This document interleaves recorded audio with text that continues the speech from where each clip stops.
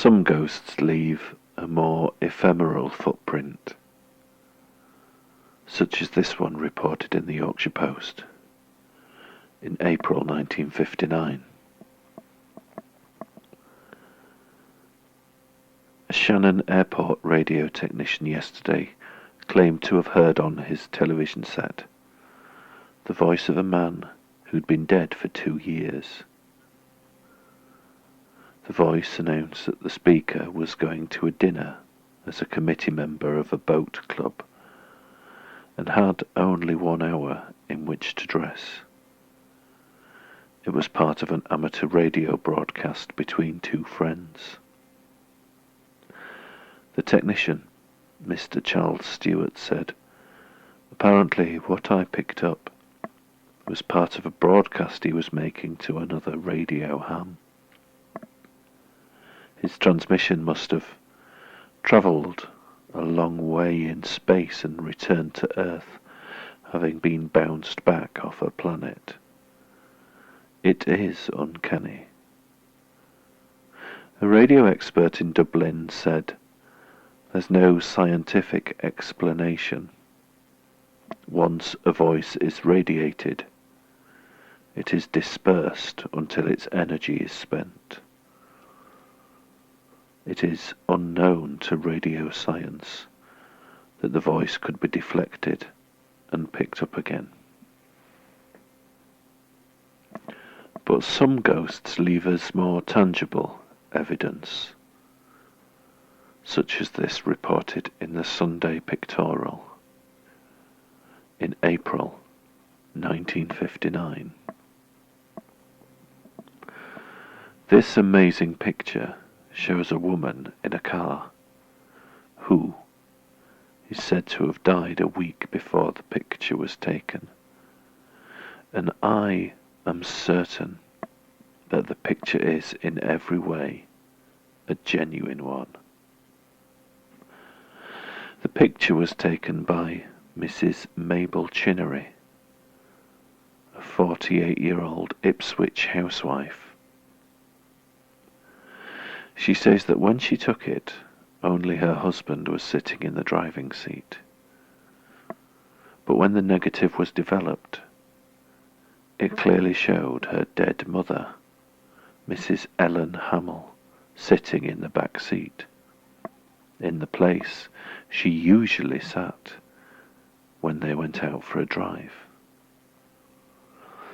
Mrs. Chinnery of Ipswich, Suffolk, said yesterday that on March the 22nd, she and her husband went to the cemetery where her mother was buried and took some photographs of her grave.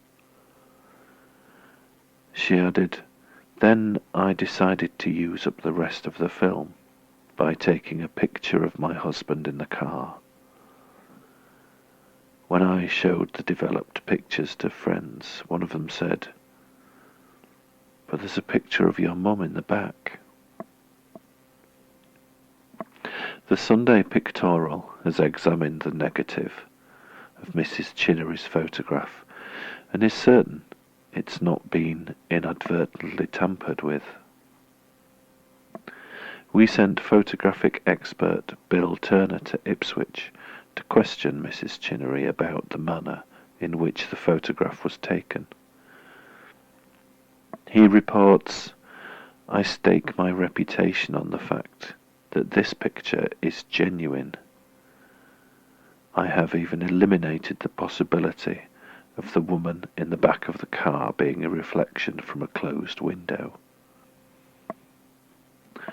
The lady in the back can't be the overprint of some other film.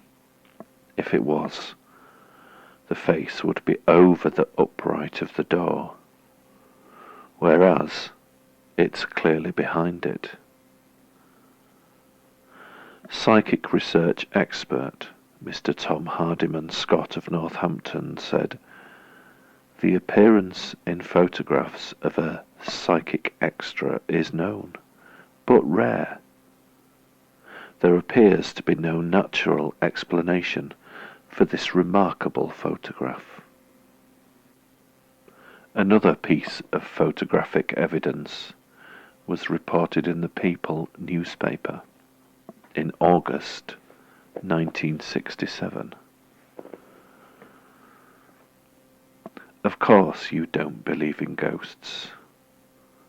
We all know they are a figment of people's imagination.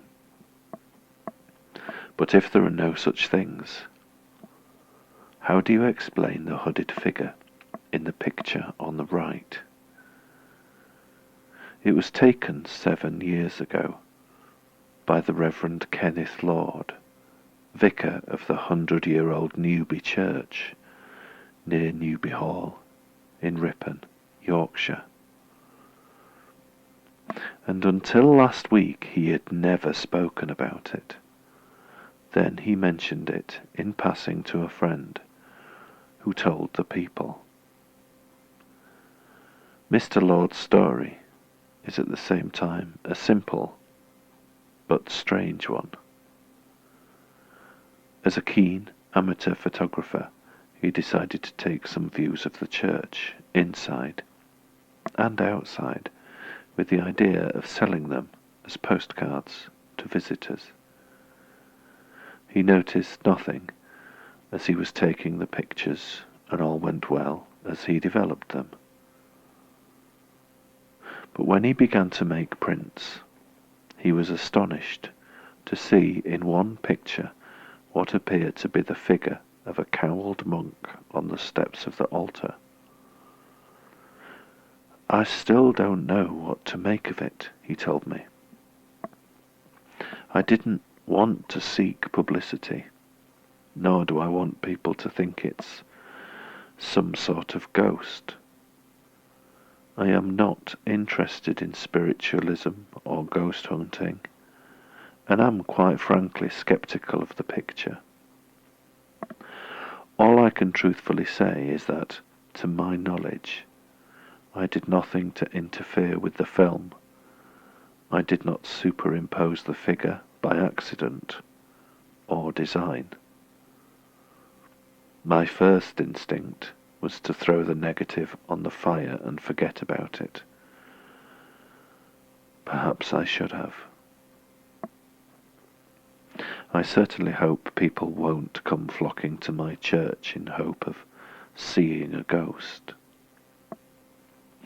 The small church, surrounded in its own grounds by weeping willows, was built by a wealthy Yorkshire family as a memorial to their son. He was kidnapped over 100 years ago while visiting Greece. Although a ransom for him was sent out there, he was killed by the brigands before it arrived. The grief-stricken family used the money to build the church.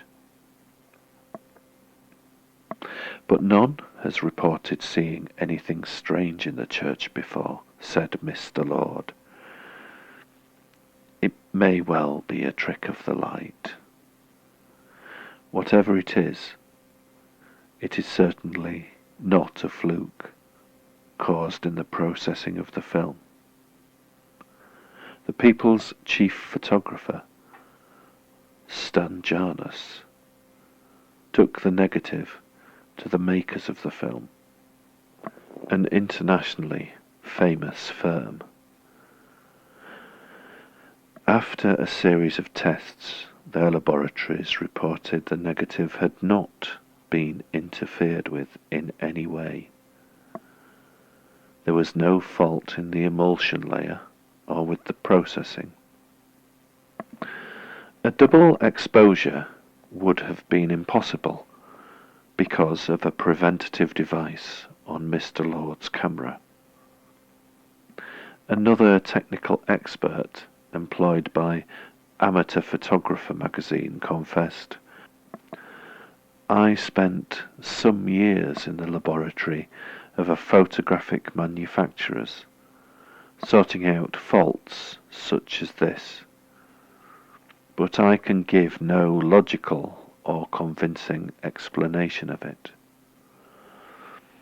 The nebulous dark grey outline with what appears to be a white cowl I cannot explain. I must confess I am puzzled. So, the mystery remains. The experts, however, did suggest a possible do-it-yourself ghost technique. Method: shut down the camera, say a rolleicord, to a very small aperture. Place a cloaked figure in position and expose the film for 5 seconds. Then cover the lens. Remove the figure and carry on with the exposure for another 15 seconds.